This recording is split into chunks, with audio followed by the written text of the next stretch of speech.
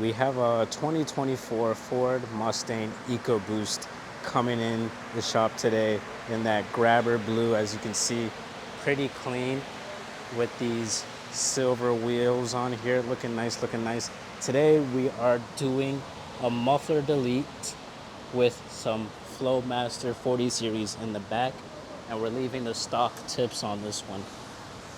These are the 40 series right here, the Flowmasters, and those are the stock tips right there.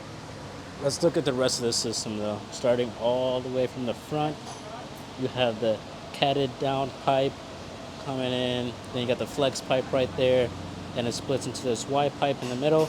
No resonator on these EcoBoosts. And then we come back all the way back towards the rear axle, and then this is where the mufflers were. The stock mufflers are in the back. These are the stock mufflers right here. They're pretty similar in size to the Flowmasters, but these stock mufflers are packed like crazy. With those Flowmasters, you have a chambered muffler with not so much packing, so you are going to get more sound out of your Mustang. If the customer wanted, he could have come in here and pick from a variety of tips that we have in our shop locations. We have a shop location on Oakland Park and off of 95, and this is the one off of Davie and 441.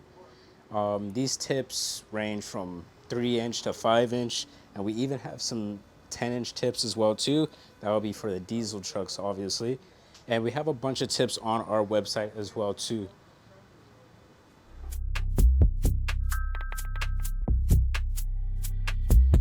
So with these new EcoBoosts, they sound a lot better than the old ones because they come without a resonator already from the factory. And then throwing in a muffler delete or a muffler swap is going to make it a lot more aggressive.